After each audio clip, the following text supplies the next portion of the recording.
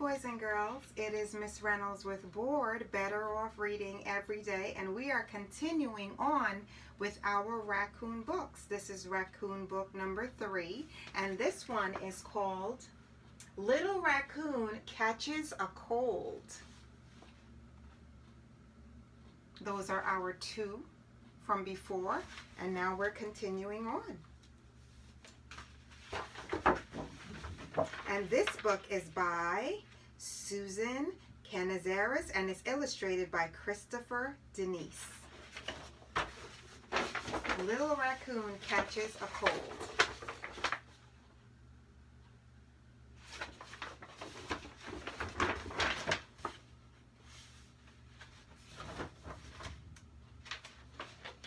One morning, Little Raccoon woke up early. He looked outside and saw that the sun was shining.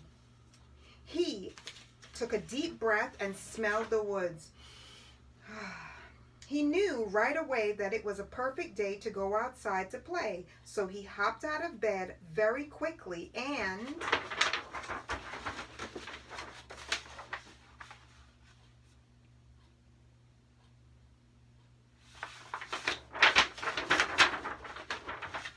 got dressed all by himself.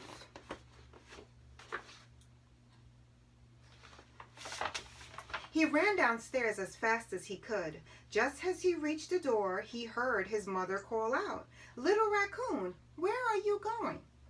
"Outside to play," cried Little Raccoon. "Not without your breakfast," said his mother. "You must have a healthy breakfast before you play.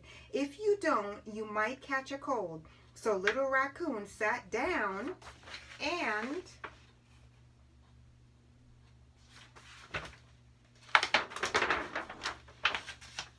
had his cereal, toast, and juice.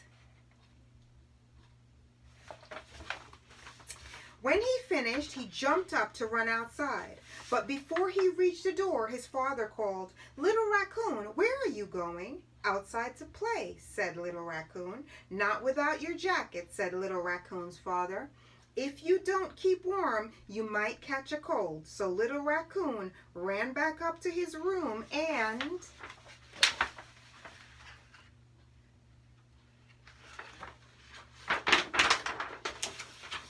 put on his favorite blue jacket.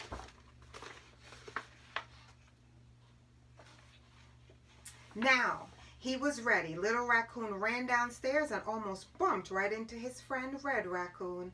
"Let's go puddle splashing," said Red Raccoon. Just as they started to go, Little Raccoon's big brother called out, "Little Raccoon, where are you going?"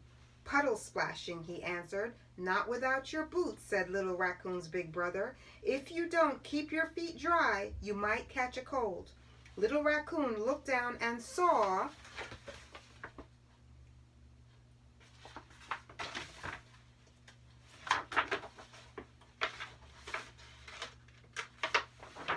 Red Squirrel's green boots. So Little Raccoon stomped back upstairs to find his. He looked in his closet. They weren't there. He looked under his bed. They weren't there. He even looked in his toy box, but they weren't there. He stopped and said, "Wait a minute.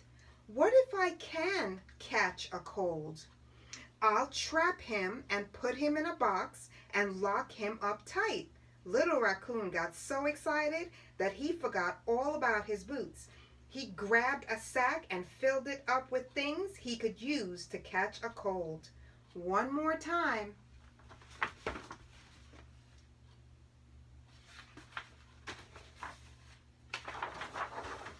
He ran downstairs. "Let's go, Little Raccoon," said the Red Squirrel. He whispered softly, "We're going to catch a cold." And off they went. As they walked, Little Raccoon was busy looking. He looked up in the trees. He looked behind the bushes. He looked under some rocks. "What are we looking for?" said Red Squirrel asked. "What are we looking for?" Red Squirrel asked. "We're looking for a cold," Little Raccoon answered, "and I'm going to catch him with you." Little Raccoon reached deep inside the sack.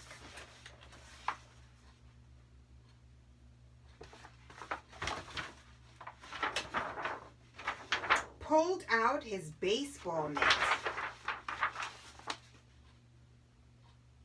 Red Raccoon laughed. "You can't catch a cold with that." "Oh, yes, I can," cried Little Raccoon. "Wait and see." And he started to run around holding his baseball mitt right up high and waiting for cold to fly by. Red Squirrel just watched. Then he ate his lunch. Finally, he said to Little Raccoon, "You didn't eat any lunch. You can't catch a cold. Let's go puddle splashing."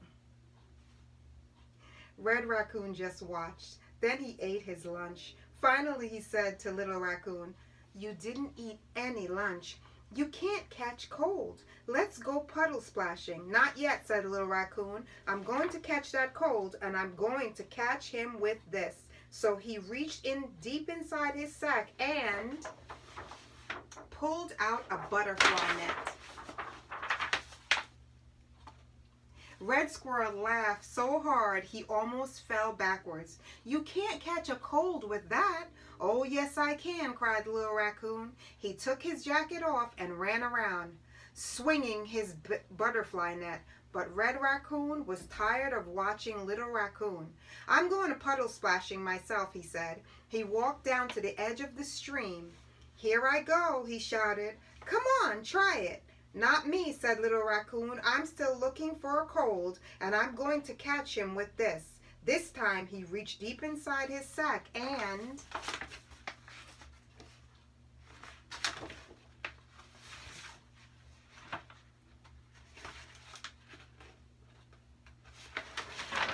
pulled out a water pail. Red Raccoon couldn't stop laughing. You can't catch a cold with that." "Oh, yes, I can," cried Little Raccoon. "A cold can hide in the air, but he can't hide in the water." As he leaned down to the edge of the stream to scoop up some water, just then Little Raccoon remembered that he didn't have his rain boots on. His feet felt very wet, and he remembered he didn't have his blue jacket on. His arms felt chilly. Still, he stepped a bit closer to the stream. Before he knew it,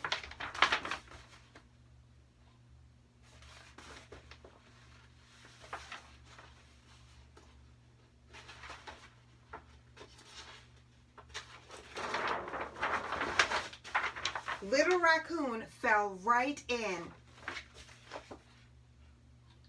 "Oh no," cried Red Squirrel.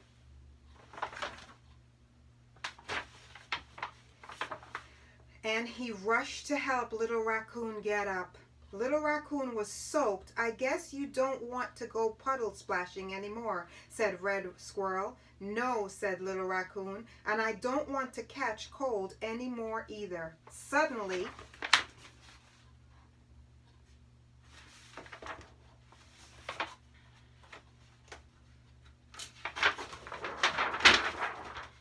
Little Raccoon started to shiver.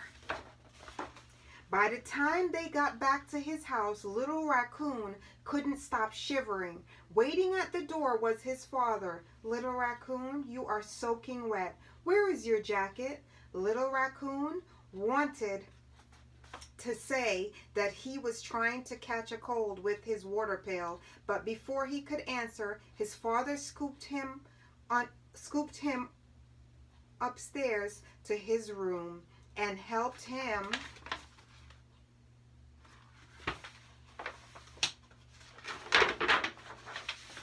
put on his striped pajamas.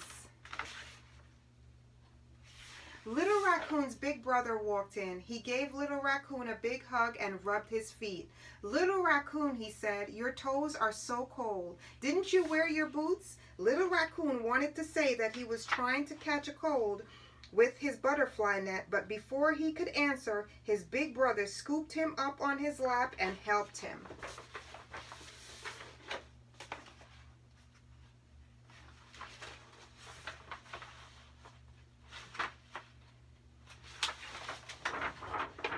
on his fuzzy slippers. Then Little Raccoon's mother came in. "Little Raccoon," she said, "you left the house before I could pack your lunch. Weren't you hungry?" Little Raccoon wanted to say that he was too busy trying to catch a cold with his baseball mitt, but he knew that wasn't a good answer. So instead, he opened his mouth wide and let his mother give him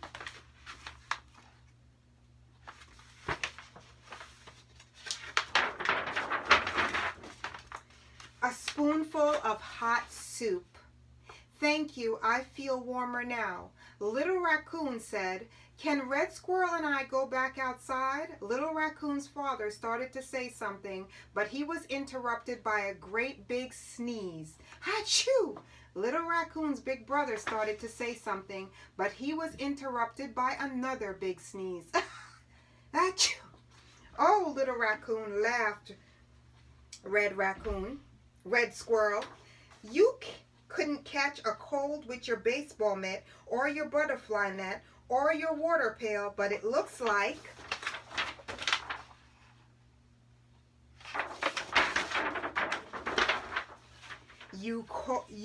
a cold caught you." The end, boys and girls, of Little Raccoon Catches a Cold. That was a good one, right? You know what he was trying to do. He was trying to catch a cold with his friend, Little Squirrel. And he did. Not the way he thought he would, but he did. Let me get closer to you. Okay. Hold on. We have malfunction. All right, there it is. There's your file. Oh, fell down again. Boys and girls, some days this does happen. We can't predict how things are going to happen. We just have to be ready to try to fix it. So it is Miss Reynolds with B.O.R.E.D, Better Off Reading Every Day. It has been my pleasure to bring these raccoon books to you and to say to you, boys and girls, I don't own the rights to any of these stories that I read to you, but I do love storytelling magic, and today's magic was all about our little friends, Raccoon.